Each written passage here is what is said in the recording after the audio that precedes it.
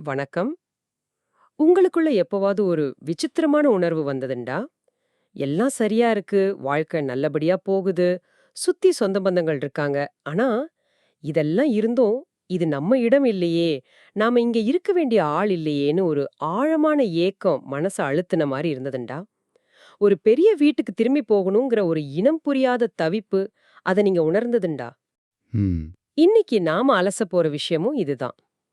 Michael நைமியோட மிர்தாத்தின் புத்தகம் என்கிற மூலநூலிலிருந்து 31வது அத்தியாயமான மாபெரும் வீட்டு ஏக்கம் பத்தி தான் ஆழமா பார்க்க போறோம். இந்த அத்தியாயம் அந்த ஏக்கத்தை ஒரு மூடு பனி, ஒரு காய்ச்சல், ஒரு திருடன்னு ரொம்ப வித்தியாசமா விவரிக்குது. வாங்க, இதுக்குள்ள என்ன இருக்குன்னு பார்க்கலாம். இதுல ரொம்ப சுவாரஸ்யமான விஷயம் என்னன்னா, இந்த ஏக்கங்கிறத ஒரு நெகட்டிவ் உணர்வா மட்டும் இந்த புத்தகம் பார்க்கல. அப்படியா? ஆ, அகாமலை இந்த உலகத்திலிருந்து அந்நியப்படுத்தும், தனிமைப்படுத்தும். ஆனா அதே சமயம் அதுவே நம்மள ஒரு உயர்ந்த நிலைக்கு கூட்டிட்டு போற ஒரு உந்து சக்தியாவும் இருக்கு. ஒரு இருபுறமும் கூர்மையான கத்தி மாதிரி. இந்த இரட்டை தன்மையத்தான் நாம இன்னைக்கு உடைச்சு பார்க்க போறோம். சரி, அப்போ ஆரம்பிக்கலாம். மிர்தாத் இந்த மாபெரும் வீட்டு ஏக்கத்தை புரிஞ்சுக்கிறதுக்கு 3 சக்தி வாய்ந்த உருவகங்களை சொல்றாரு. முதல் உருவகம் மூடுபனி. இது கேட்கவே கவிதையா இருக்கு. ம். இதயம் கக்கற மூடுபனி இதயத்தையே மூடி மறைச்சு நம்ம கண்ணுக்கு முன்னாடி இருக்கிற நிஜ உலகத்தையே இல்லாம பண்ணிடுமா. கடல் மேல பனிமூட்டம் வந்தா பிரம்மாண்டமான கடலே நம்ம கண்ணுக்கு தெரியாம போகுமே, அந்த மாதிரி. ஆமா. அது வெறும் பார்வைய மறைக்கிறது மட்டும் இல்ல. அந்த மூடுபனியே ஒரு புது யதார்த்தமா மாறிடுது. அதுவே ஒரு உணர்வாகி இதயத்துல இருக்கிற மத்த எல்லா சந்தோஷம், துக்கம் எல்லா உணர்வுகளையும் மழுங்கடிச்சிடுது. ஒரு குருட்டு மூடுபனிக்குள்ள இருக்கிற மாதிரி. ஆனா அதே மூடுபனி தனக்குள்ளேயே பல உருவங்களையும் தோற்றங்களையும் உருவாக்கி அதையே ஒரு தெளிவான காட்சியாவும் காட்டுது. ஓஹோ, அதாவது வெளி உலக பார்வை மங்கி உள்ளுலக பார்வை தீவிரமாகுது. அதேலாம். அடுத்த உருவகம் காய்ச்சல். இது இன்னும் தீவிரமா இருக்கு. உடம்புக்கு வர்ற கடுமையான காய்ச்சல் மாதிரி இந்த ஏக்கம் இதயத்தோட அழுக்குகளையும் நஞ்சுகளையும் எரிச்சு சாம்பலாக்கிடும்னு சொல்றார். ஆனா அதே சமயம் இதயத்தோட சத்தையும் உறிஞ்சு அதை பலவீனப்படுத்தவும் செய்யுமா. இதென்ன ஒரு முரண்? இதயத்தோட உராய்விலேயே பிறந்து இதயத்தையே இது பலவீனப்படுத்துது. கரெக்ட். மூன்றாவது உருவகம் ஒரு திருடன். இந்த உருவகம்தான் ரொம்ப ஆழமானதுன்னு எனக்கு தோணுது. சொல்லுங்க. அவன் ராத்திரி நேரத்துல ரகசியமா வீட்டுக்குள்ள நுழைஞ்சு ஒருத்தனோட பாரமான சுமைகளை எல்லாம் திருடிட்டு போயிடுறான். இத கேட்டா, அட, பாரம் போனா நல்லது தானேன்னு தோணும். ஆனா விளைவு என்ன தெரியுமா? அந்த மனிதன் ஆறுதலே இல்லாத ஒரு நிலைக்கு போயிடுறான். ம். பாரமில்லாத அந்த நிலை அதை விட பெரிய பாரமா மாறிடுது. அதேதான். அது ஒருவித மன வலியற்ற கசப்பு நிலை. சுமைகள் அற்றி இருப்பதே ஒரு பெரிய சுமையாக போய்விடுகிறதுங்கிற அந்த வரி உண்மையிலேயே உழுக்குற ஒரு விஷயம். வாவ்! நீங்க சொல்றத வச்சு பார்க்கும்போது இது ஏதோ சோகமான உணர்வு மட்டும் இல்ல. இது ஒரு விதமான சுத்திகரிப்பு செயல்முறை மாதிரி தெரியுது. ஆமா. மூடுபனி நம்ம கவனத்தை சிதறடிக்கிற வெளியுலகத்திலிருந்து நம்மள தடுக்குது. காய்ச்சல் நம்ம அகங்காரம், பொறாம மாதிரி உள்ள இருக்கிற அழுக்குகளை எரிக்குது. திருடன் நாம பிடிச்சு தொங்கிட்டு இருக்கிற உலகப் பற்றுகளை நம்ம கிட்ட இருந்து பறிச்சிடுறான். இது வழி விளைஞ்சு ஒரு செயல்முறை தான். ஆனா இதுக்கு ஒரு நோக்கம் இருக்கு. மிகச்சரியா சொன்னீங்க. இது ஒரு ஆன்மீக சுத்திகரிப்பு அமைப்பு. ஆனா இந்த செயல்முறைக்குள்ள போற ஒருத்தனோட நிலைமை என்ன? அவன் எப்படி சமூகத்துல பொருந்தி போவான்? அங்கதான் அடுத்த கட்ட சிக்கலே ஆரம்பிக்குது. ஆமா. இந்த சுத்திகரிப்புக்குள்ள போற ஒருத்தன் சமூகத்திலிருந்து எப்படி அந்நியப்பட்டு நிக்கிறான்னு மிர்தாத் ரொம்ப தெளிவா விவரிக்கிறார். மத்தவங்க சிரிக்கும் போதும் அவனால சிரிக்க முடியல. அவங்க அழும்போதும் அவனால அழ முடியல. யோசிச்சு பாருங்க, இது எவ்வளவு தனிமையான ஒரு உணர்வா இருக்கும். சாப்பாடும் தண்ணியும் கூட சுவையில்லாம போயிடுது. மக்கள் கூடி பேசுறாங்க, பாடுறாங்க, சந்தோஷமா இருக்காங்க. இவனும் தன்னந்தனியா நடக்கிறான், தனியா தூங்குறான், தனியா கனவு காண்கிறான். மத்தவங்க அறிவாளியா பேசிட்டு இருக்கும்போது இவன் தன்னை ஒரு மந்தமானவனா, அறிவில்லாதவனா உணர்றான். அவன் மௌனம் மத்தவங்களுக்கு அகங்காரமா தெரியுது. ம். இதுல ரொம்ப வலியான ஒரு விஷயம் வீடு பத்தினது. எல்லாருக்கும் வீடுன்னு சொல்லிக்க ஒரு கதகதப்பான இடம் இருக்கு. தாயகம்னு பாட்டு பாட ஒரு நிலம் இருக்கு. ஆனா இவனும் இந்த பரந்த பூமியில வீடில்லாதவனா, நாடில்லாதவனா உணர்றான். அவனோட இதயத்தோட கண்கள் மட்டும் எப்போதுமே எதிர்க்கரைய நோக்கியே இருக்கு. இங்க இல்ல, அங்க எங்கேயோ இருக்கு தன் உண்மையான வீடுன்னு தேடிக்கிட்டே இருக்கான். மிர்தாத் இத விழித்திருக்கும் உலகில் தூக்க வியாதியில் நடப்பவன் அப்படின்னு சொல்றார். என்ன ஒரு ஆழமான வரி. நிஜமாவே. அவன் உடம்புதான் இந்த உலகத்துல இருக்கு. ஆனா அவன் உணர்வுகள், அவன் ஆன்மா வேறொரு தளத்துல, ஒரு கனவுலகத்துல இயங்கிட்டு இருக்கு. அவனை சுத்தி இருக்கிற சமூகம் இதை புரிஞ்சுக்காம இவன் ஒரு மாதிரின்னு சொல்லி தோள்களை குலுக்கிட்டு அவனை புறக்கணிச்சிட்டு போயிடுது. சரி, அப்போ சமூகம் இவனை ஒதுக்கிடுது. இவன் ஒரு தனிமரம். ஆனா இங்கதான் ஒரு பெரிய திருப்புமுனை வருது. ஆமா, அச்சத்தோட கடவுளா நெருப்பும் புகையும் கக்குற ஒரு முரட்டுக்காளை வரும்போது அந்த சமுதாயம் மொத்தம் பயத்துல மண்டியிடுது. எல்லோரும் நிலத்துல விழுந்து கும்பிடுறாங்க. ஆனா அந்த நேரத்துல இந்த ஏக்கம் கொண்டவன், சமுதாயத்தால் புறக்கணிக்கப்பட்டவன் மட்டும் என்ன செய்றான்? அவன் மண்டியிடல. அவன் நம்பிக்கை சிறகுகளை விரிக்கிறான். வாவ்! அந்த பயந்து போன சமுதாயத்துக்கும் மேல, அந்த பயங்கரமான காளைக்கும் மேல உயர பறந்து மறுகரை அடையறான். இது ஒரு மிக முக்கியமான காட்சி. நெருக்கடியான நேரத்துல எது உண்மையான பலம்னு தெரிய வருது. சமுதாயத்தோட புறக்கணித்து அவனை பலவீனப்படுத்தல, அவனை பறக்க தயார்படுத்தி இருக்கு. இந்த பறத்தல்ங்கிறது தான் நம்பிக்கையின் பயணம்னு நினைக்கிறேன். மிர்தாத் இங்க 2 விதமான பயணிகளை ஒப்பிடுறாரு இல்லையா? ஆமா, அந்த மாபெரும் ஏக்கம் கொண்டவன் ஒரு வகை. அவன் போற பாதை எப்படி இருக்கு? அவன் போற பாதை ரொம்ப கடினமானது. கரடு முரடான வறண்ட குத்துப்பாறைகள் நிறைஞ்ச ஒரு மலை மேல ஏறான். வழி முழுக்க சவால்கள் தான். ஆனா அவனோட நம்பிக்கைங்கிற சிறகுகள் ரொம்ப வலிமையானவை. அதனால அவன் பார்வை கூர்மையா இருக்கு, கால்கள் உறுதியா இருக்கு. தடுமாறினாலும் அவன் தொடர்ந்து மேலே ஏறுகிறான். இதுக்கு நேர்மாறா சின்ன ஏக்கம் கொண்டவங்கன்னு இன்னொரு வகைய சொல்றார்.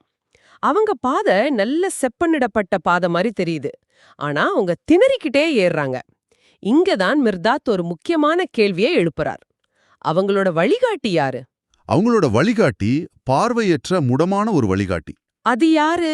அது யாருன்னா அவங்களோட புலன்கள் தான். கண், காது, மூக்கு, நாக்கு, தோள். நாம உலகத்தை புரிஞ்சுக்க நம்பி இருக்கிற இதே புலன்கள் தான். ஆனா மிர்தாத் பார்வையில நம்பிக்கை இல்லாத புலன்கள் குருட்டு வழிகாட்டிகள். ஏன்னா அதுங்க நம்மள மலையோட கணுக்கால், முழங்கால், இடுப்பு வரைக்கும் தான் கூட்டிட்டு போகும். அதுக்கு மேல போக சக்தி இல்ல. கடைசியில அவங்க எல்லாரும் தடுமாறி விழுந்து உருண்டு மறுபடியும் மலை அடிவாரத்துக்கே வந்துருவாங்க. சிகரத்தோட ஒரு சின்ன பகுதியை கூட அவங்களால பார்க்க முடியாது. ஒரு நிமிஷம், இது கொஞ்சம் குழப்பமா இருக்கு. நம்ம புலன்களை நம்பாம எப்படி வாழ முடியும்? நம்ம பாக்குறது கேக்குறது எல்லாமே பொய்ன்னு சொல்றாரா மிர்தாத்? இது கொஞ்சம் அதிசயோக்தி மாதிரி இல்லையா? நல்ல கேள்வி. அவரு புலன்கள் பொய்ன்னு சொல்லல, ஆனா புலன்கள் மட்டுமே வழிகாட்டியா இருக்க முடியாதுன்னு சொல்றார். புலன்கள் இந்த உலகத்தை அளக்க உதவுமே தவிர ஆன்மீக உயரத்தை அடைய உதவாது. ஓ, புனித கற்பனையால் பிறந்த நம்பிக்கை உதவிக்கு வரும்போது அதே புலன்கள் சிகரத்துக்கேறி போற ஏணிகளா மாறிடும் சொல்றார். அதாவது நம்பிக்கைதான் முதன்மையான வழிகாட்டி, புலன்கள் வெறும் கருவிகள்தான். நம்பிக்கை இல்லாத பயணம் ஜிபிஎஸ் இல்லாம ஒரு புது நாட்டுல கார் ஓட்டுற மாதிரி. எங்கேயாவது போய் முட்டி நின்னுடுவோம். ஓகே, இப்போ புரியுது. இந்த சின்ன ஏக்கம் கொண்டவங்களோட நிலைய விளக்க அவர் சொல்ற அந்த வானலி மீன் உதாரணம் ரொம்ப சரியா பொருந்தது. அவங்க பழைய விஷயங்களை வச்சே புது உலகத்தை உருவாக்க முயற்சி பண்றாங்க. பழைய செங்கலை வச்சே புது வீடு கட்டுற மாதிரி. கடைசில புது வீடும் பழைய வீடு மாதிரி தான், காற்றோட்டம் இல்லாம மூச்சு திணற வைக்கும். வானலில வேகிற மீன் தப்பிக்கிறேன்னு நினைச்சு எகிரி குதிச்சு நேரா அடுப்புல விடுற கதை தான் இது. ஆமா, இந்த நிலையை இன்னும் தெளிவா விளக்க மிர்தாத் 2 அற்புதமான உதாரணங்களை கொடுக்கிறார். முதலாவது முயல் மனிதர்கள். முயல் மனிதர்களா? ஆமா, இவங்களுக்கு எந்த ஏக்கமும் இல்ல. அவங்க தங்களுக்கு தோண்டிக்கிட்ட சின்ன வலைகளையே உலகம்னு நினைச்சு வாழ்ந்து செத்து போறாங்க. அந்த வலைகளே அவங்களுக்கு சொர்க்கம். தனியா ஒத்தேடி பாதையில போறவங்கள பார்த்து ஏளனமா சிரிக்கிறாங்க. இவங்க தான் சமூகத்தோட பெரும்பாலான மக்கள். ஆனா 2வது உதாரணம் தான் இந்த அத்தியாயத்தோட உச்சம். கழுகு குஞ்சு.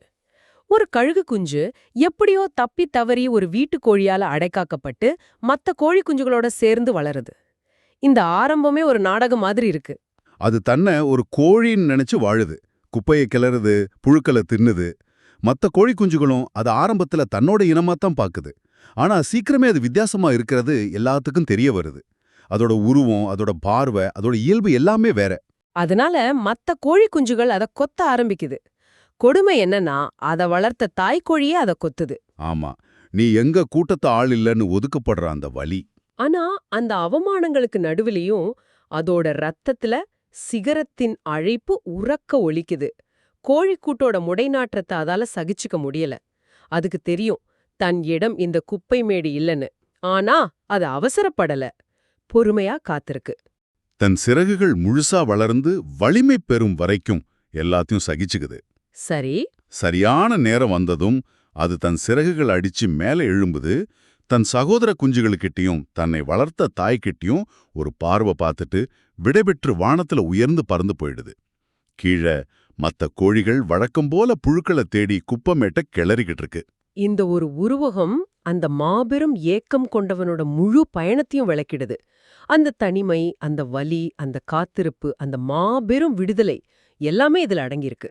அப்போ மிர்தாத் கடைசியில மிக்காயின் கிட்ட சொல்ற மாதிரி, இந்த மாபெரும் ஏக்கம் ஒரு சாபம் இல்ல, அது ஒரு வரம். அது நம்ம உலகத்தை சுருங்கச் செய்து நம்மள இந்த உலகத்துல அந்நியனாக்கி கொடூரமான உணர்வுகளோட பிடியிலிருந்து நம்ம கற்பனையை விடுவிக்குது. அந்த கற்பனை தான் நம்பிக்கைய கொண்டு வருது. அந்த நம்பிக்கை நம்மள சோதனைகள் நிறைஞ்ச அந்த கரடுமுரடான மலைகளுக்கு மேல தூக்கிட்டு போகும். அங்க நம்ம நம்பிக்கை சோதிக்கப்படும், சுத்திகரிக்கப்படும்.